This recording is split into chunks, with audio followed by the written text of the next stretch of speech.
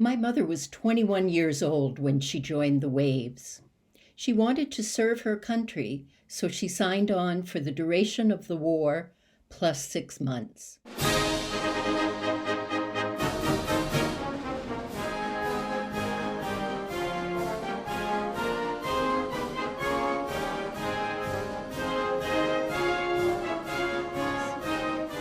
When President Franklin Roosevelt signed the Navy Women's Reserve Act into law in 1942, he not only freed up more men for active service, but also provided roles for the 350,000 women who eventually served in the military during World War II. Eleanor Hanna enlisted in Boston, and on January 6, 1944, she and a large group of fellow recruits gathered at South Station to take the train to New York and to boot camp at Hunter College. Her father, who worked for the Herald Traveler, arranged for a photographer to take a picture, so she and a fellow Wave posed, smiling, on top of a pile of suitcases. She may have looked like this, but a few inmates at Charlestown State Prison must have thought she looked like this, because a few days after the picture ran, she received fan mail from 2 prisoners asking her to become their pen pal. The Wave she posed with mentioned she was going to try out for the singing platoon when they got to boot camp. This was the first Eleanor heard about that, and she decided to do the same thing.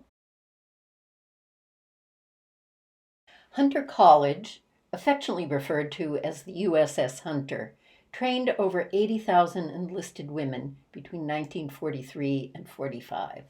So smoothly did this boot camp operate that 2,000 new seaman recruits entered every 2 weeks. Eleanor and her fellow recruits were herded into the Fordham Armory, where a young seaman second class glared at the large, nervous group and bellowed, "Now hear this, seaman! Pipe down!"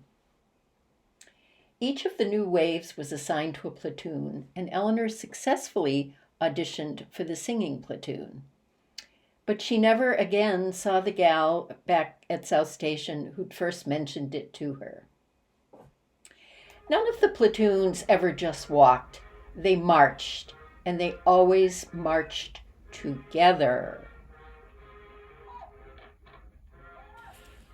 When she wasn't rehearsing with the singing platoon, Mom was studying to become a seaman's second class.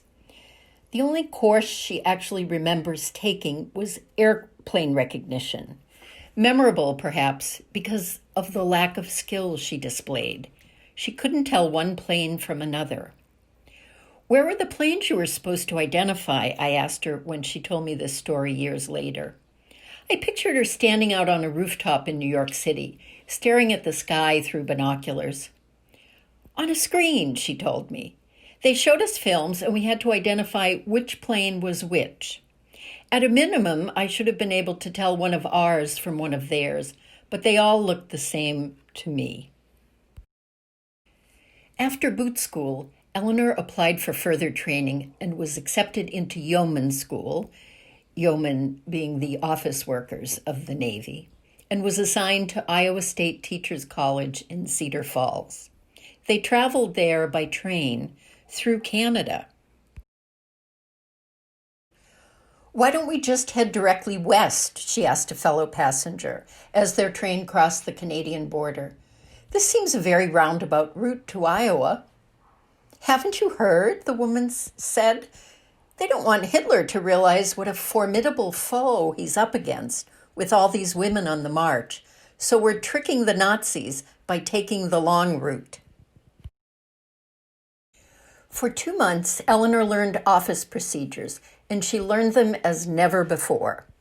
After 2 years of typing in high school, her speed had only reached 25 words per minute. In junior college, she got up to 45 words per minute, but no faster. Her teacher told her that some people just plateau and never get faster. But after 2 months at yeoman school, she was typing 75 words per minute. The military's secret? They taught them to type to music. "What did they play for you?" her sister Mary wondered. "Benny Goodman?" In fact, it was Strauss waltzes that did the trick. Armed with her rank of yeoman third class, she returned to Boston and was assigned to the headquarters of the 1st Naval District, whose operations involved routing ships. Naval captains who took command of ships at the Charlestown Naval Yard would come into her office to find out what obstacles were in the way, since one of her duties was typing up lists of buoys found in the harbor. 60 years later, she could still remember one item on her list: flashing red buoy rendered permanently white by seagulls. Mom sure had a way with words. She was honorably discharged from the Waves in the summer of 1947 after serving 3.5 years.